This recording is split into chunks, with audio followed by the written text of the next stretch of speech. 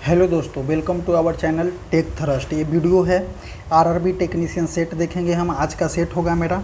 अब हम इसमें टोटल क्वेश्चन होता है 100 नंबर का। 100 नंबर में हम सिर्फ 15 नंबर कोचेंगे। 15 नंबर में 15 नंबर क्वेश्चन देखेंगे और 15 नंबर क्वेश्चन में हम देखेंगे क्या 40 नंबर का साइंस, 40 नंबर का साइंस होता है और 10 नंबर का होता है जनरल स्टडीज़ है। तो हम टोटल क्वेश्चन देंगे 15 नंबर क्वेश्चन, और जो 15 नंबर क्वेश्चन बचेगा जो रीजनिंग का होता है और मैथ का होता है। तो हम इसमें सिर्फ और सिर्फ देखने वाले हैं साइंस का पोर्शन देखने वाले हैं। नेक्स्ट क्वेश्चन हम स्टार्ट करते हैं। क्वेश्चन नंबर हमारा कौन सा है? क्वेश्चन नंबर हमारा 6 नंबर से चालू होता है। आवृत्ति बीजी का प्रजनन अंग कौन सा होता है? आवृत्ति बीजी का प्रजनन अंग कौन सा होता है? मूलरोम, शाखाओं के नोड्स, पुष्प और फल। तो आवृत्ति बीजी बता देगी। एक होता है आवृत्ति बीजी और एक होता है अनावृत्ति बीजी। तो ये क्या है? ये है आवृत्ति बीजी। तो आवृत्ति बीजी में एक होता है आवृत्ति बीजी, एक होता है अनावृत्ति बीजी। तो आवृत्ति बीजी में बीज होता है, जहाँ बीज होगा तो बीज किस में होगा? फल में होगा। तो फल में क्या हो जाएगा? प्रजनन अंग कौन सा हो जाएगा? तो फल हो जाएगा। इसका आंसर हो जाएगा option number D. Next question देखते हैं। क्वेश्चन नंबर 7, घास बकरी और मानव से युक्त खाद्य श्रृंखला को पहचाने। तो खाद्य श्रृंखला को पहचानने के लिए घास हो गया बकरी। घास बकरी और मानव से युक्त खाद्य श्रृंखला को कौन से इसमें आ जाएगा? तब सबसे पहले देखेंगे कौन से घास को कौन खाएगा? घास को कौन खाएगा? तो घास को खाएगा बकरी। अब बकरी को कौन खाएगा? तो बकरी को इनके बकरी को खाने वाले लोग जितने को मटन बकरी के मीट को क्या बोलता है? मटन बोला जाता है। तो मानव हो जाएगा। तो ऑप्शन नंबर देखिए किस में है ऐसा? तो घास बकरी मानव। तो ऑप्शन नंबर कौन सा हो जाएगा? ऑप्शन नंबर ए इसका आंसर हो जाएगा। नेक्स्ट देखते हैं। नेक्स्ट हो जाएगा क्वेश्चन नंबर 8, निम्नलिखित में से कौन सबसे पतली त्वचा होती है? तो मस्तिष्क कोशिका, हृदय, यकृत, कंजकित्वा। तो कंजकित्व हृदय हो गया। हृदय के पतली त्वचा नहीं होती है। हृदय की अगर पतली त्वचा होगी तो 120/80 mm ऑफ Hg की स्पीड से अगर ब्लड जाती है तो क्या हो जाएगा? दीवार जो होगा फट जाएगा, जिसकी वजह से हृदय का नहीं होता है, लीवर का भी नहीं होता है, मस्तिष्क का भी नहीं होता है। क्या हो जाएगा? कंजक्टिवा हो जाएगा। इसका जो होता है त्वचा जो होता है पतली होती है। नेक्स्ट क्वेश्चन देखते हैं। क्वेश्चन नंबर 9, किसी कंप्यूटर के प्रोग्राम में बच्चों द्वारा प्रयुक्त भाषा प्रायः कौन से होती है? तो आपको हम बता दें कि किसी भी चीज़ में बच्चों को अगर दिखाना हो तो उसके छोटे बच्चों को दिखाना, तो कंप्यूटर में अगर कंप्यूटर में बेसिक लैंग्वेज का यूज करेंगे तो बहुत डिफ़िकल्ट हो जाएगा। जावा का यूज करेंगे तो बहुत डिफ़िकल्ट होगा। तो बच्चों को दिखाने में किसके लिए यूज होगा? तो इसमें लोगो का यूज किया जाएगा। लोगो को देख करके इनकेस अगर किसी भी चैनल का, यूट्यूब चैनल का लोगो देख करके बच्चा पहचान लेता है। नाम नहीं वो जान पाता है कि इसका नाम क्या है, लेकिन इनकेस अगर उसको लोगो दिखा देगा तो हाँ ये फलाना बता देगा कि हाँ ये फलाना चैनल का है, वो समझ जाएगा। तो इसीलिए बच्चों द्वारा प्रयुक्त भाषा प्रायः कौन सी होती है? तो वो हो जाएगा लोगो। अब क्वेश्चन नंबर देखेंगे 10, कोई वस्तु विराम की स्थिति से 0.5 मीटर पर सेकेंड स्क्वायर के त्वरण के साथ चलती है तो 250 मीटर चलने के बाद इसका वेग क्या होगा और इसका लगा समय ज्ञात करना है। तो न्यूमेरिकल बनाया जाएगा। एक फार्मूला होता है मोशन का एक फार्मूला होता है। फार्मूला हम लिखेंगे। देखिए फार्मूला होता है इसमें v² = u² + 2as। तो इस पर सब्स्टिट्यूट करके हम बनाएंगे। क्या बोल रहा है? विराम अवस्था से। तो विराम अवस्था से जा रहे हैं तो v का वैल्यू क्या हो जाएगा? विराम अवस्था से v का वैल्यू 0 हो जाएगा। तो v² हमको निकालना है। तो v² = 2 × 0.5 मीटर पर सेकेंड त्वरण दिया हुआ है। मीटर पर सेकेंड स्क्वायर त्वरण होता है। और 250 जो होता है इसका 250 दिया है। चलने के बाद उसका के साथ चलती है 250 मीटर चलती है। तो मतलब कि इसका डिस्टेंस दिया हुआ है 250 मीटर। तो इसी तरह इसको हम कैलकुलेट करेंगे तो v का वैल्यू कितना आ जाएगा? 15.8 मीटर पर सेकेंड हमारा v का वैल्यू हो जाएगा। एक और फार्मूला होता है v = u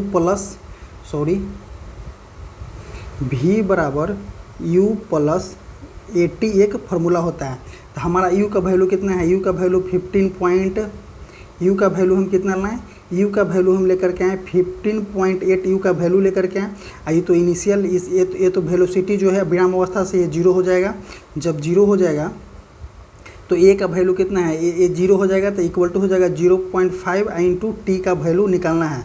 तो ये 15.8 डिवाइडेड बाई 0.5, तो इसको कैलकुलेट करने पे हमारा आंसर आ जाएगा इतना 31.6 हमारा सेकंड आंसर आ जाएगा। तो ऑप्शन नंबर इसमें देखिए कि इसमें वेलोसिटी का मान कितना है 15.8 और सेकंड कितना हो जाएगा 31.6 सेकंड। तो इस ऑप्शन नंबर कौन सा हो जाएगा, ऑप्शन नंबर इसका ऑप्शन नंबर कौन सा हो जाएगा, ऑप्शन नंबर डी इसका आंसर हो जाएगा। आप इसको स्क्रीनशॉट लेकर के रख सकते हैं ताकि आपको आगे चल करके प्रॉब्लम ना हो। नेक्स्ट क्वेश्चन देखते हैं हमारा। नेक्स्ट क्वेश्चन क्या है, रुधिर में यूरिया के जमा हो जाने की स्थिति को क्या कहते हैं। तो रुधिर बोले तो एक रुधिर किसको बोला जाता है, तो रुधिर किसको बोला जाता है, ब्लड को रुधिर बोला जाता है हिंदी में।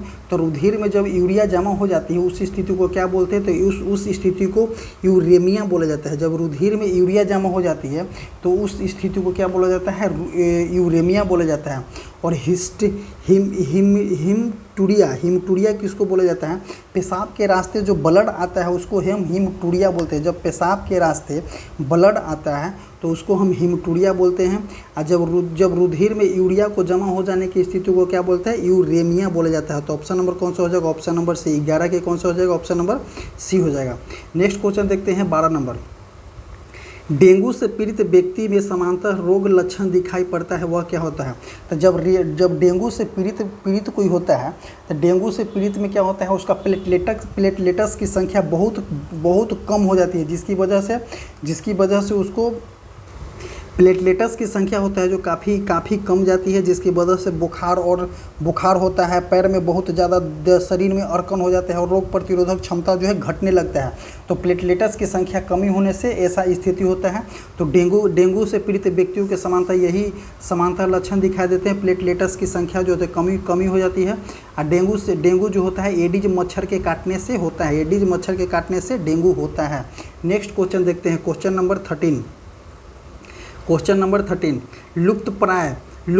लुप्तप्राय तथा दुर्लभ प्रजातियों को सुरक्षा एवं संरक्षण के लिए उन्हें उसके प्राकृतिक निवास से किसी दूसरे व्यवस्था क्षेत्र में ले जाने को क्या कहा जाता है। तो किसी दूसरे व्यवस्था क्षेत्र में ले जाने को क्या कहते हैं, एक स्थान से दूसरे प्राकृतिक, जैसे कि किसी भी लुप्त प्राय जीव है उसके यहाँ पे उसको इन्वायरमेंट नहीं मिल रहा है, अगर इस पार्ट पे इसको इन्वायरमेंट नहीं मिल रहा है तो इसको इस स्थान पे ले जाने को क्या बोलते हैं, एक्स सीटू संरक्षण इसको बोला जाता है। नेक्स्ट क्वेश्चन देखते हैं। नेक्स्ट क्वेश्चन देखेंगे, क्वेश्चन नंबर 96 में ऑस्कर अवार्ड्स 2024 में सर्वश्रेष्ठ अभिनेता का अवार्ड किसे मिला है।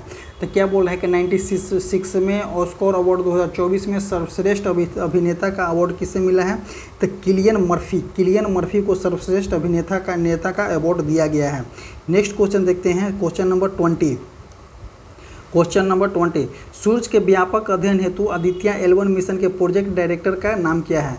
तो क्या होगा, प्रोजेक्ट डायरेक्टर बीजू SR, ये भी नहीं होगा, एस मोहन कुमार नहीं होगा, पी बीरोथुमल ये भी नहीं हो जाएगा, ये हो जाएगा निगर साजी जो होते हैं, निगर साजी जो हैं आदित्य L1 के मिशन के प्रोजेक्ट डायरेक्टर हो जाएगा और प्रोजेक्ट डायरेक्टर हो जाएंगे।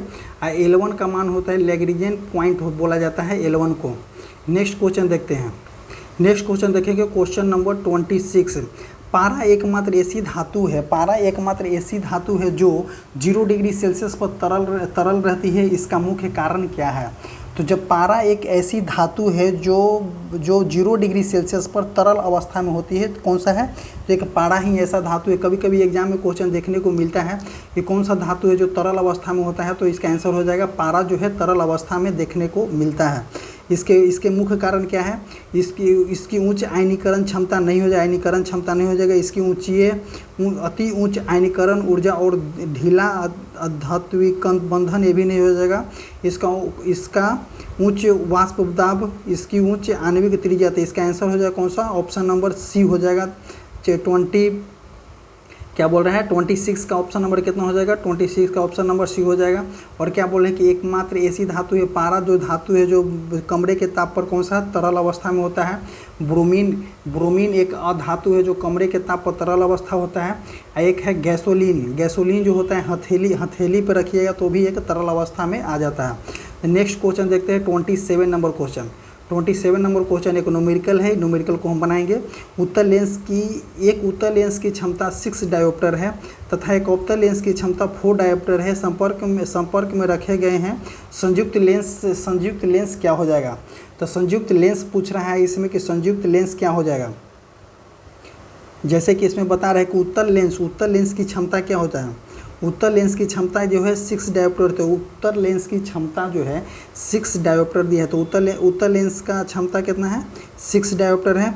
और अवतल लेंस की क्षमता कितना दी है? 4 डायोप्टर है। तो अवतल लेंस का जो होता है फोकस दूरी अवतल लेंस में होता है क्या? माइनस हो जाता है और इसमें क्या हो जाता है? प्लस हो जाएगा।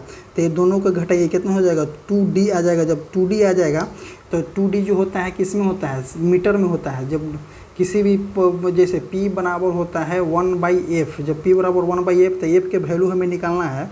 तो P दिया हुआ है 2D, और 2D जो किस में होता है? 2D जो होता है हमारा सेंटीमीटर में, तो यहाँ मीटर में बनाने के लिए 100 से डिवाइड करेंगे, क्या हो जाएगा? सेंटीमीटर में बनाने के लिए होता है मीटर में, सेंटीमीटर में बनाना है तो ये कितना हो जाएगा? 50 हो जाएगा इसका आंसर। f बराबर क्या हो जाएगा? 50। तो f बराबर 50 कौन सा हो जाएगा? उत्तल लेंस। ऑप्शन नंबर बी इसका आंसर हो जाएगा, option number B. Next question देखते हैं। नेक्स्ट क्वेश्चन 28 नंबर, रूमेन क्या है? रूमेन हम आपको बता दें कि रूमेन जो शाकाहारी गाय भैंस जो होता है जुगाली करते हैं उनमें जो होता है एक ग्रंथि होता है, वही जो होता है रूमेन का काम करता है। तो गाय के ग्रहणी का एक भाग होता है, ग्रहणी का भाग नहीं है वो, आंत का वह भाग जहाँ जुगाली करता है ये भी नहीं हो जाएगा। ग्रासिका की एक थैलीनुमा संरचना होती है, ये भी नहीं हो जाएगा। क्या हो जाएगा?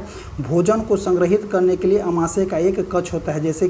जैसे कि भोजन को संग्रहित करने के लिए जो अमाशय का एक कक्ष होता है जो शाकाहारी जानवरों में पाया जाता है, उसी को हम बोलते हैं रूमेन।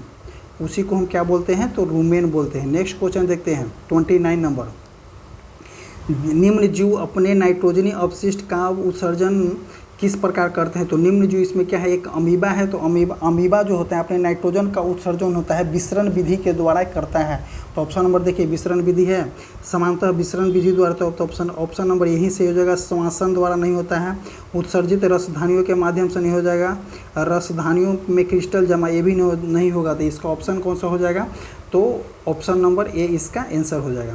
नेक्स्ट क्वेश्चन देखते हैं 30 नंबर क्वेश्चन, निम्न में से कौन रात्रि के समय कार्बन डाइऑक्साइड लेते हैं? रात्रि के समय कार्बन डाइऑक्साइड लेते हैं और एक मध्यस्थ उत्पाद तैयार करते हैं और दिन के दौरान क्लोरोफिल ऊर्जा अवशोषित करते उस कार्य करके अंतिम उत्पाद बनाते हैं। तो कौन हो जाए? कवक ऐसा नहीं करता है, सवाल भी हर ऐसा नहीं करता है। सवाल जो है फोटोसिंथेसिस करता है लेकिन ये ऐसा नहीं करता है। जीवाणु तो बुल की तरह गलती हो जाएगी। तो मोरोभिद पौधे जो होते हैं वो ऐसा करते हैं। तो मोरोभिद पौधे में कौन कौन से आ जाएंगे? जैसे पीपल के पौधा वगैरह, ऐसा मोरोभिद के अंतर्गत आता है। नेक्स्ट क्वेश्चन देखते हैं 31 नंबर क्वेश्चन क्या बोल रहा है? 31 नंबर क्वेश्चन, निम्न में से किस प्राणियों में प्रत्येक चक्र के दौरान रक्त जो है दो बार हृदय से गुजरता है? तो देखिए क्या बोल रहा है, रक्त जो है 2 बार हृदय से गुजरता है। तो मत्स्य में जो होता है रक्त 2 बार हृदय से नहीं गुजरता है। तो मत्स्य वाले ऑप्शन जहाँ देखिए काटिए, मत्स्य इसमें भी नहीं है, मत्स्य इसमें भी नहीं होगा, मत्स्य इसमें भी 3rd नंबर भी नहीं होगा। तो स्तनधारी में होता है, स्तनधारी के हृदय में 4 कक्ष होते हैं, पक्षी के भी हृदय में 4 कक्ष होते हैं, सरीसृप के हृदय में 3-4 इस तरह से कक्ष होते रहते हैं। तो ऑप्शन नंबर कौन सा हो जाएगा? ऑप्शन नंबर डी हो जाएगा। जिस मछली में होता है दो कक्ष होता है, तो एक ही डायरेक्शन में फॉलो करता है, और जो स्तनधारी सब होता है इसके डबल डायरेक्शन में फॉलो करता है रक्त। जैसे एक बार रक्त जाता है पंप के द्वारा, एक बार सीधे रिटर्न आता है, तो डबल हो गया ना। नेक्स्ट क्वेश्चन देखते हैं 32 नंबर, इनमें से कौन सा हृदय की सामान्यता का निदान करने में प्रयोग किया जाता है? तो एक होता है ECG, इलेक्ट्रोकार्डियोग्राफ जो होता है ECG होता है, ECG इलेक्ट्रोकार्डियोग्राफ जो हृदय के व्यवस्था में किया जाता है। तो ऑप्शन नंबर कौन सा हो जाएगा? ऑप्शन नंबर सी हो जाएगा। EEG होता है जो मस्तिष्क में यूज किया जाता है, मस्तिष्क में इसका यूज होता है। अब होता है क्वेश्चन नंबर 33, निम्न में से कौन काली खांसी कहा जाता है? तो काली खांसी किसको बोला जाता है? कंठमाला को नहीं बोला जाएगा, रूबेला बेरियोलोलस पर्टिलुअस, किसको बोला जाएगा? काली खांसी किसे बोला जाता है? कंठमाला ऑप्शन नहीं हो जाएगा, बेरियोलोला भी नहीं हो जाएगा। इसका आंसर हो जाएगा कौन सा?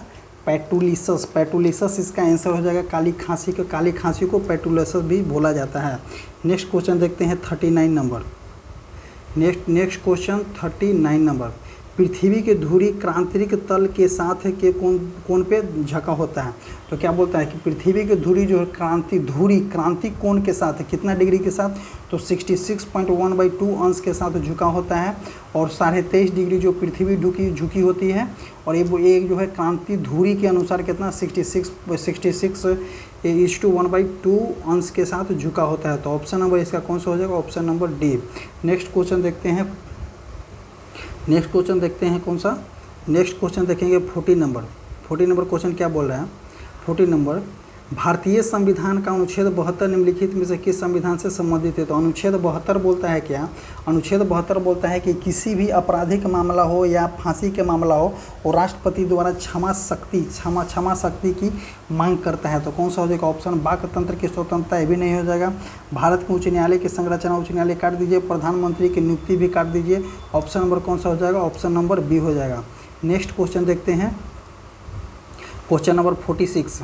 क्वेश्चन नंबर 46 क्या बोल रहा है, question number 46, bullet proof jacket के निर्माण में किस बहुलक पदार्थ का उपयोग किया जाता है। तो बुलेट प्रूफ जैकेट के निर्माण में किस प्रकार के बहुलक पदार्थ का यूज किया जाता है।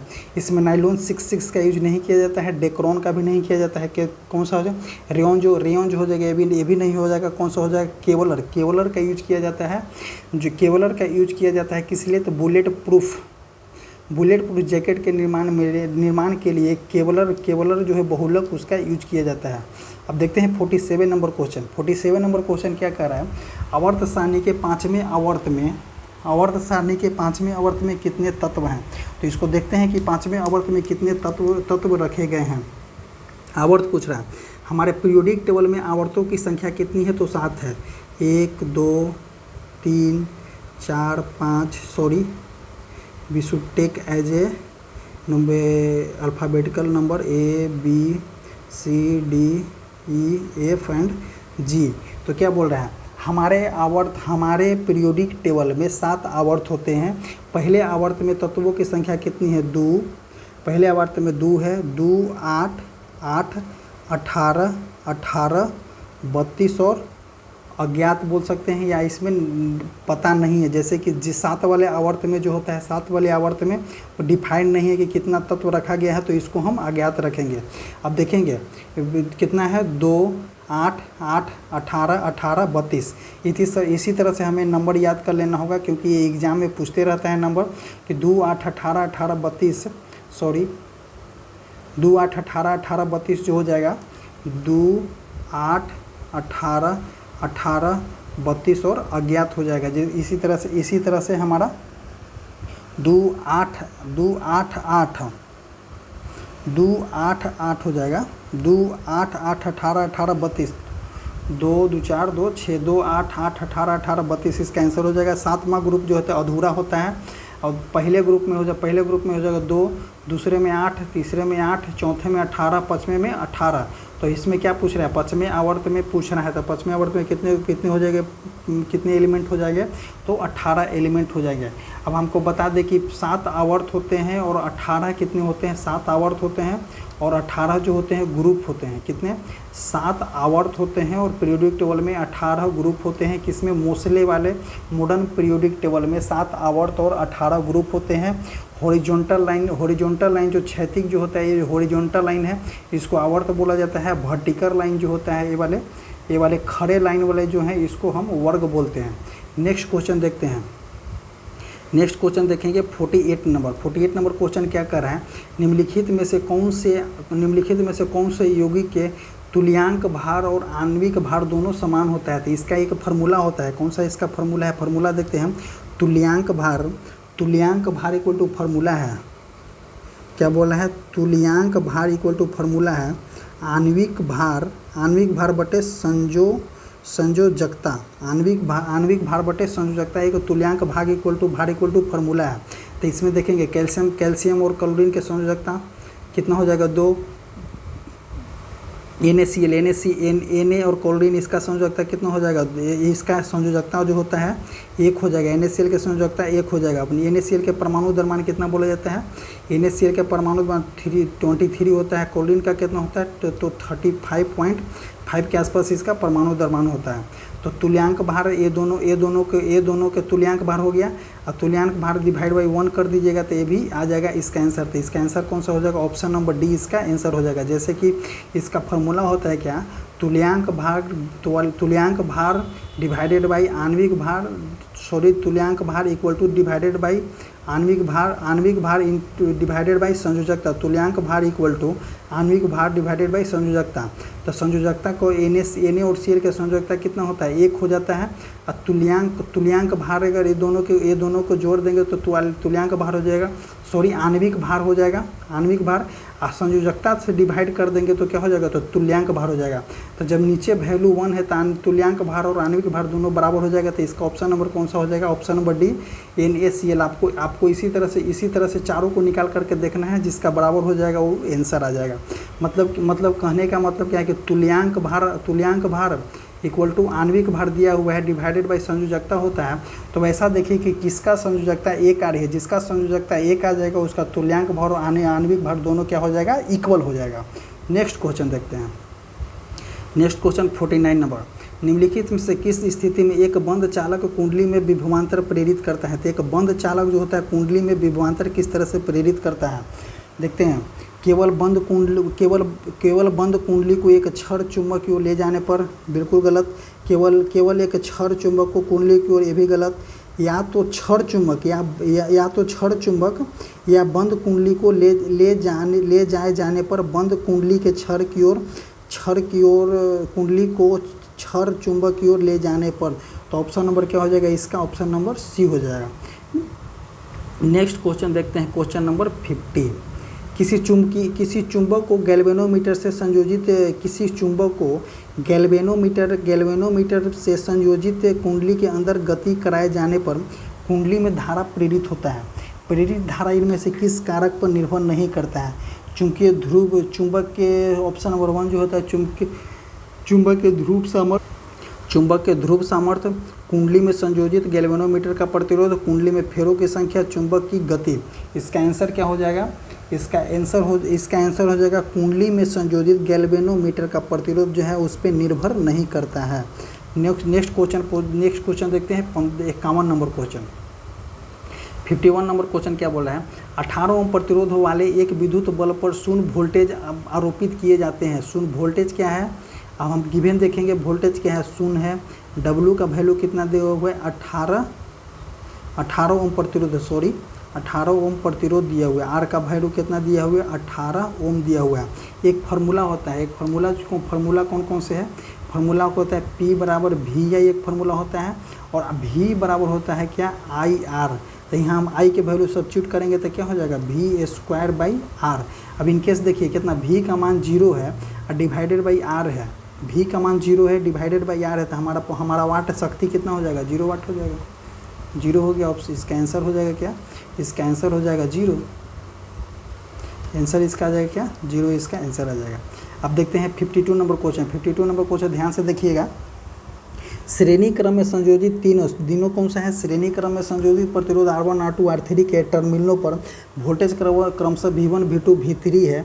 यदि I इनसे होकर प्रभावित होने वाली निवल धारा है तो उसकी निवल धारा का मान ज्ञात क्या है, वोल्टेज का ज्ञात करना है, मतलब कि V बराबर ज्ञात करना है। V बराबर जब श्रेणी क्रम में है तो श्रेणी क्रम में देखते होंगे, श्रेणी क्रम में एक छोटा सा हम एग्जांपल आपको बताएं। जैसे झालर, दीपावली में झालर होता है, कभी देखते होंगे कि एक बल्ब ज़्यादा जल रहा है, दूसरे बल्ब ज़्यादा नहीं जल रहा है। तो इसका रीज़न क्या होता है कि वो श्रेणी क्रम में होता है।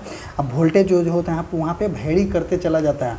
तो इस यही बोल रहा है कि एक्चुअल V बराबर वोल्टेज इक्वल टू फार्मूला क्या हो जाएगा, सभी टर्मिनलों पे वोल्टेज जो होता है अलग होता है। तो पूरा voltage equal to V1 + V2 + V3 किस में हो जाता है, श्रेणी क्रम संयोजन में। श्रेणी क्रम संयोजन में वोल्टेज का मान होता है जो भिन्न होता है और करंट का मान जो होता है सभी टर्मिनल पे सेम होता है।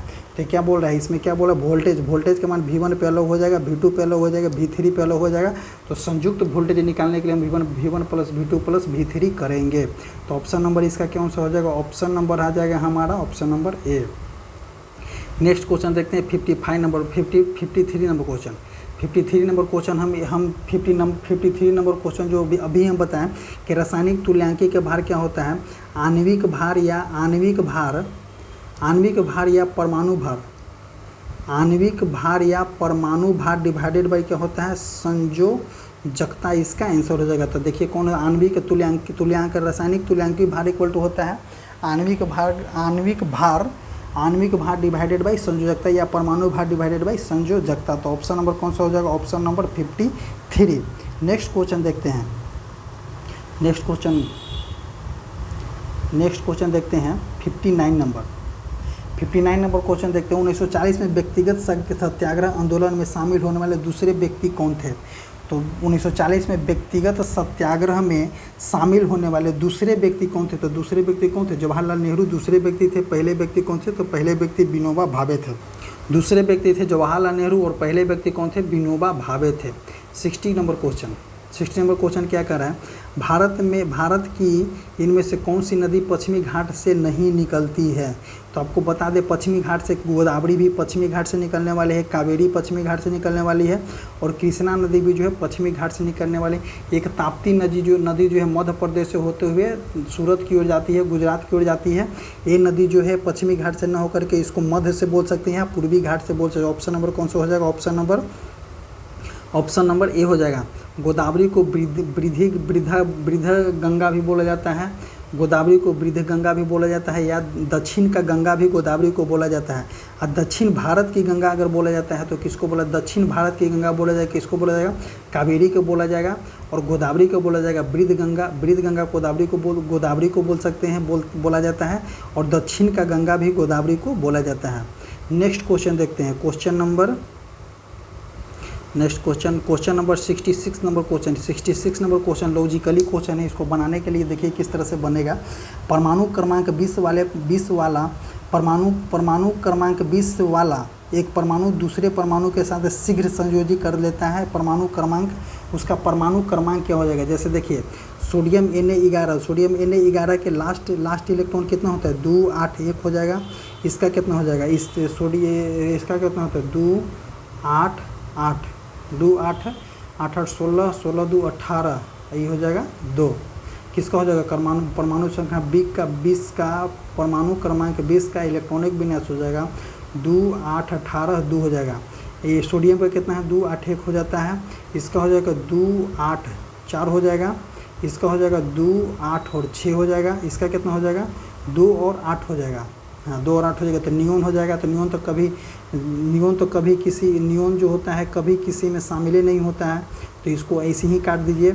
अब देखिए ऑक्सीजन और किसको बोल रहा है, Ca किसका होता है, कैल्शियम के लास्ट में कितना इलेक्ट्रॉन है, 2 इलेक्ट्रॉन है और इसमें कितना इलेक्ट्रॉन, 6 इलेक्ट्रॉन है। तो ये दोनों एक दूसरे के साझेदारी करके अष्टक पूरा कर लेंगे। जब ये दोनों साझेदारी करके अष्टक पूरा कर लेंगे, ये दोनों जो होता है ये इसको दे देगा तो क्या हो जाएगा, एक अष्टक पूरा हो जाएगा। तो इसी तरह से क्या बोल रहा है, रासायनिक संयोज करते हैं तो रासायनिक संयोग किस में कर जाएगा, ऑप्शन नंबर सी 16 के साथ कर लेगा।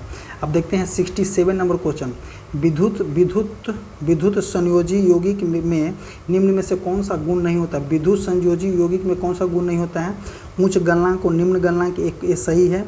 उच्च परावैद्युत ये भी सही हो जाएगा। उच्च गलनांक तथा उच्च क्वथनांक, तो उच्च गलनांक होता है लेकिन उच्च क्वथनांक नहीं, निम्न क्वथनांक होता है। तो ऑप्शन नंबर कौन सा हो जाएगा, ऑप्शन नंबर सी इसका आंसर हो जाएगा। नेक्स्ट क्वेश्चन देखते हैं 68 नंबर क्वेश्चन, निम्नलिखित में से कौन सा धातु अभिक्रियाशीलता हाइड्रोजन से सबसे अधिक है। हाइड्रोजन से अगर आपको अभिक्रियाशीलता के अनुसार याद है तो ये क्वेश्चन बन जाएगा। अब देखते हैं इसका आंसर देखते हैं कौन सा हो जाएगा। हाँ इसमें देखिए एक प्रकार का देखिए अभिक्रियाशीलता के आधार पे सबसे ज़्यादा अभिक्रियाशील किसका है, पोटेशियम का है। सबसे कम किसका है, तो Au का है। अब देखते हैं इसमें देखते हैं कि क्या बताया गया है।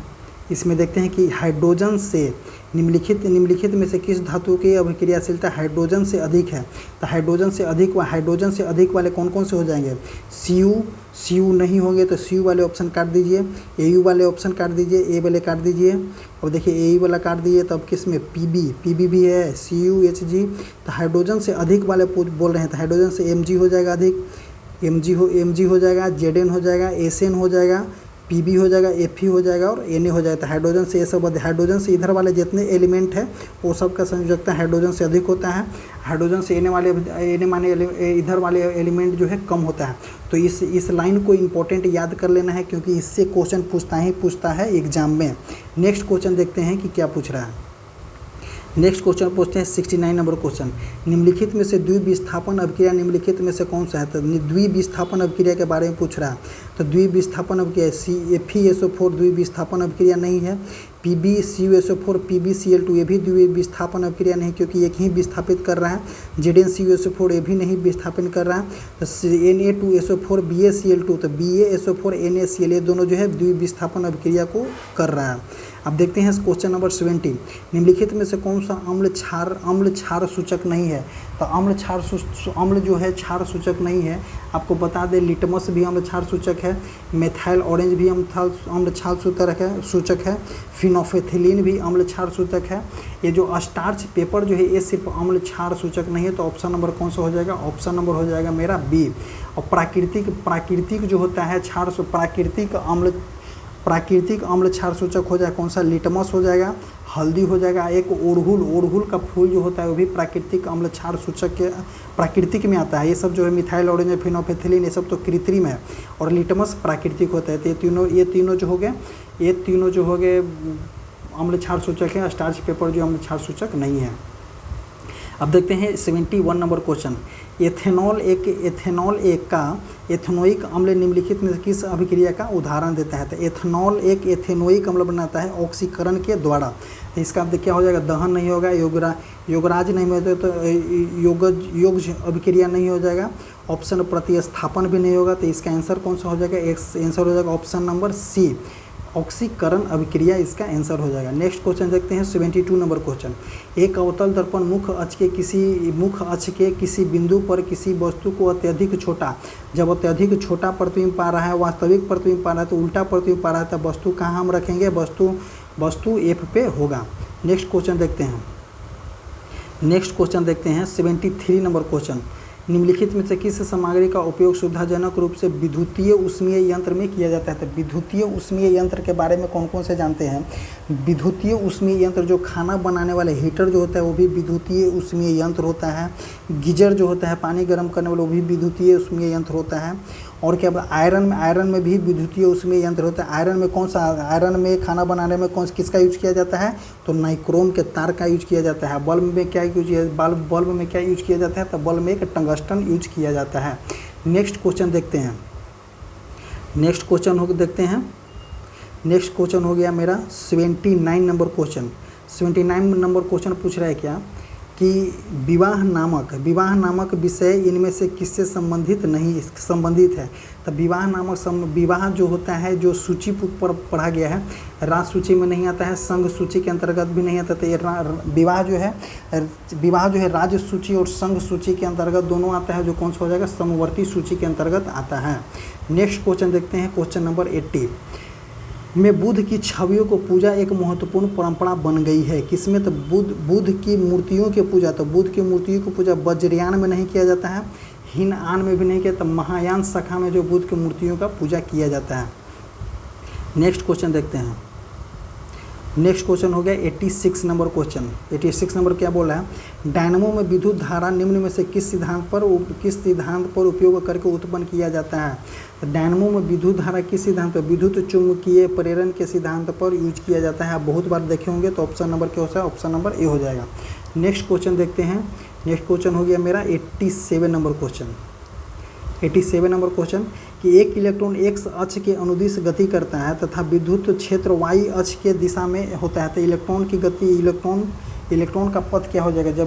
जब होता है इस तरह का आता है तो एक एक्स अक्ष के अनुदिश गति करता है, विद्युत धारा जो होता है वाई अक्ष के अनुदिश होता है, तो क्या हो जाएगा, एक परवलयाकार आकार बनाता है। तो ऑप्शन नंबर कौन सा हो जाएगा, सी हो जाएगा। एक देखते हैं 88 नंबर क्वेश्चन, निम्नलिखित में से कौन सा विद्युत क्षेत्र द्वारा विक्षेपित हो जाता है। विद्युत क्षेत्र द्वारा विक्षेपित होता है गामा किरण, न्यूट्रॉन, एक्स किरण, गामा किरण, न्यूट्रॉन, अल्फा किरण जो होता है विद्युत क्षेत्र द्वारा विक्षेपित होता है। तो ऑप्शन नंबर कौन सा हो जाएगा, ऑप्शन नंबर हो जाएगा हमारा डी। नेक्स्ट क्वेश्चन देखते हैं, next question 89 number question. 89 number question, एक इलेक्ट्रॉन को दूसरे इलेक्ट्रॉन को ले जाने पर निकाय में वैद्युत स्थिति ऊर्जा क्या होती है। तब वैद्युत स्थिति ऊर्जा, एक इलेक्ट्रॉन से दूसरे इलेक्ट्रॉन में ले जाएंगे तब वैद्युत स्थिति ऊर्जा क्या हो जाएगी, बढ़ जाएगी। ऑप्शन नंबर क्या हो जाएगा, बी हो जाएगा। अब देखते हैं 90 नंबर क्वेश्चन, पृथ्वी की सतह से h गहराई पर पृथ्वी की सतह से h ऊंचाई पर गुरुत्वाकर्षण का अनुपात क्या हो जाएगा, जहाँ पृथ्वी की त्रिज्या बता रही h से बड़ा हो। तो क्या हो जाएगा, जब पृथ्वी की त्रिज्या h से बड़ा हो जाएगा तो h के साथ ही क्या होगा, रैखिक ढंग से बढ़ेगा। ऑप्शन नंबर क्या हो जाएगा, ऑप्शन नंबर सी हो जाएगा। नेक्स्ट क्वेश्चन देखते हैं 91 नंबर क्वेश्चन, ट्रांसफॉर्मर किस सिद्धांत पर आधारित है। तो ट्रांसफॉर्मर किस सिद्धांत पर आधारित है, अन्योन्य प्रेरण के सिद्धांत पर, स्व प्रेरण के सिद्धांत पर। एम्पियर के नियम गलत हो जाएगा, लेंस के नियम गलत हो जाएगा। तो अन्योन्य प्रेरण के सिद्धांत पर ट्रांसफॉर्मर वर्क करता है। 92 नंबर क्वेश्चन न्यूमेरिकल है, इसको देखते हैं बनाया जाएगा। एक उत्तल लेंस में 24 सेंटीमीटर पर रखी गई वस्तु 3 गुना आवर्धित काल्पनिक प्रतिबिंब बनाता है। लेंस की फोकस दूरी ज्ञात करें। तो 92 नंबर क्वेश्चन बोल रहा है क्या, एक उत्तल लेंस है, उत्तल लेंस है तो U बराबर उत्तल लेंस में U का वैल्यू क्या होता है, U का वैल्यू उत्तल लेंस में क्या हो जाएगा, निगेटिव हो जाएगा। तो कितना हो जाएगा, 24 सेंटीमीटर। जो U जो क्या होता है, वस्तु की दूरी होता है, जो वस्तु की दूरी उत्तल लेंस में क्या होता है, निगेटिव होता है। तो U बराबर 24 सेंटीमीटर। अब क्या बोल रहा है, M बराबर आवर्धन इक्वल टू फार्मूला होता है, आवर्धन M बराबर V/U बोल रहा है कितना, 3 बोल रहा है, 3 गुना है, रखी गई वस्तु का 3 गुना काल्पनिक प्रतिबिंब बनता है। तो V/U 3 गुना है, तो V कितना है, V हमको निकालने के लिए कितना हो जाएगा, माइनस यहाँ पे हम देखेंगे V equal to U minus कितना है, 44 इक्वल टू 3। तो V इक्वल टू कितना हो जाएगा, -72। जब V इक्वल टू -72 हो जाएगा तो इसको हम इरेज करते हैं, देखते हैं। अभी V इक्वल टू कितना है, V इक्वल टू मेरा कितना है, -72। जब V इक्वल टू -72 आया तो एक लेंस का फार्मूला 1/V माइनस 1/U बराबर 1/F होता है, लेंस का फार्मूला। तो 1/V का वैल्यू कितना है, -72 है, U का वैल्यू कितना है, -24 रखा गया है, और 1/F है। तो F के वैल्यू हम यहाँ से निकालेंगे तो कितना आ जाएगा मेरा F का वैल्यू। F के वैल्यू अगर हम यहाँ से निकालते हैं तो F का वैल्यू मेरा कितना आ जाएगा, F का वैल्यू हम यहाँ से निकालेंगे तो F का वैल्यू मेरा कितना आ जाएगा, 36 सेंटीमीटर मेरा F का वैल्यू आ जाएगा। कितना आ जाएगा, तो 36 सेंटीमीटर F का वैल्यू हो जाएगा। आप इसको एक बार कॉपी पे जिस तरह से हम बनाए हैं, जिस तरह से हम बताए हैं आपको, एक बार कॉपी पे आप इसको देख करके बनाइएगा। नेक्स्ट क्वेश्चन देखते हैं 93 नंबर क्वेश्चन। क्या बोला है, एक द्विअवतल लेंस के कांच का अपवर्तनांक 1/6 है तथा वक्रता त्रिज्या क्रमशः 40 सेंटीमीटर और 60 सेंटीमीटर है। तो वायु में लेंस की फोकस दूरी ज्ञात करें। तो ये भी एक प्रकार का न्यूमेरिकल है। क्या बोला है, कौन सा लेंस है, द्विअवतल लेंस है। अवतल लेंस कितना है, ऐसे इस तरह से हो जाएगा, यहाँ हो जाएगा R1, यहाँ हो जाएगा R2, ठीक है। तो एक R1 का वैल्यू जो हो जाएगा, एक R1 का वैल्यू जो होता है निगेटिव में हो जाएगा, एक R1 का वैल्यू जो हो जाएगा पॉजिटिव में हो, एक R1 का वैल्यू निगेटिव में होगा और एक R1 का वैल्यू पॉजिटिव में होता था। लेंस मेकर फार्मूला के अनुसार हम देखिए फार्मूला लिख रहे हैं, 1/F equal to mu minus 1, 1/F equal to mu minus 1 into 1/R1 minus 1/R2। अब इसमें हमें सब्स्टिट्यूट करेंगे। जैसे ही हम सब्स्टिट्यूट करेंगे तो म्यू का वैल्यू कितना, 1.6 माइनस 1, और 1/R1 के वैल्यू कितना, तो R1 के वैल्यू कितना दिया हुआ है, R1 के वैल्यू मेरा 40 हो जाएगा। R1 इक्वल टू R2, तो R1 माइनस 40 दिया हुआ है, तो R1 के वैल्यू -40 हो जाएगा, और एक हो जाएगा कितना, 60 हो जाएगा। डोंट ओवरराइट, ये हो जाएगा 60 हो जाएगा। अब इसी तरह से हम इसको कैलकुलेट करेंगे तो एफ का वैल्यू मेरा निकल करके आएगा मेरा कितना, एफ का वैल्यू निकल करके आ जाएगा मेरा कितना, -40 सेंटीमीटर हमारा एफ का वैल्यू निकल के आ जाएगा। अब इसको वंस अगेन बनाने का कोशिश कीजिएगा, बन जाएगा, क्योंकि ये पूरी तरह से फार्मूला बेस्ड क्वेश्चन है, फार्मूला बेस्ड ही है। अब बनाने का कोशिश कीजिएगा। कौन सा हो जाएगा, ऑप्शन नंबर ए। अब देखते हैं नेक्स्ट क्वेश्चन क्या पूछ रहा है। नेक्स्ट क्वेश्चन पूछ रहा है 99 नंबर क्वेश्चन, किस 99 नंबर क्वेश्चन, किस दक्षिण भारत में शास्त्रीय नृत्य शैली का शाब्दिक अर्थ कथा अभियान है। तो किसका बोल रहा है, कथक जो होता है नॉर्थ इंडिया का होता है, भरतनाट्यम तमिलनाडु का है, कथकली मोहिनीअट्टम, कथकली या मोहिनीअट्टम ये दोनों जो होता है केरला का हो जाएगा, केरला का। तो ऑप्शन नंबर कौन सा हो जाएगा, ऑप्शन नंबर बी हो जाएगा इसका आंसर। कौन सा कि दक्षिण भारत के शास्त्रीय नृत्य शैली का शाब्दिक कथा अभियान कौन सा है, कथकली हो जाएगा। कौन सा हो जाएगा, तो कथकली हो जाएगा इसका आंसर। नेक्स्ट क्वेश्चन देखते हैं, क्वेश्चन नंबर 100। विश्व का सबसे बड़े नमक मरुस्थल कौन सा है। तो विश्व का सबसे बड़ा नमक मरुस्थल कौन सा है, सलारा डी यूनिनी, नेगेवी मरुस्थल, सहारा मरुस्थल, थार मरुस्थल। तो विश्व का सबसे बड़ा मरुस्थल कौन सा है, सहारा डी यूनिनी मरुस्थल जो है, सहारा डी यूरेनी मरुस्थल जो है सबसे बड़ा मरुस्थल है। ये कहाँ में है, तो बोलीविया के पोटोसी क्षेत्र में फैला हुआ है, बोलीविया में पाया जाता है। विश्व का सबसे बड़ा नमक वाला मरुस्थल। इसी तरह से हमारा ये वीडियो समाप्त होता है। आपको वीडियो कैसा लगा आप हमें कमेंट करके बता सकते हैं। आपको हम बता दें कि एक हमारा टेलीग्राम चैनल है, आप टेलीग्राम चैनल पे जाइए और जो हमारा कमेंट बॉक्स और डिस्क्रिप्शन बॉक्स में टेलीग्राम का लिंक पिन किया गया है, आप वहाँ से जा कर के टेलीग्राम चैनल से जुड़े, क्योंकि बहुत ही जल्द वहाँ पे रेलवे के मद्देनज़र वहाँ पे जल्द ही PYQ चालू किया जाएगा। और अभी जो है करंट में एवरी सैटरडे संडे वहाँ पे बिहार SSC का प्रैक्टिस सेट कराया जा रहा है। सो इसी तरह से हमारा वीडियो समाप्त होता है। जय हिंद, थैंक यू।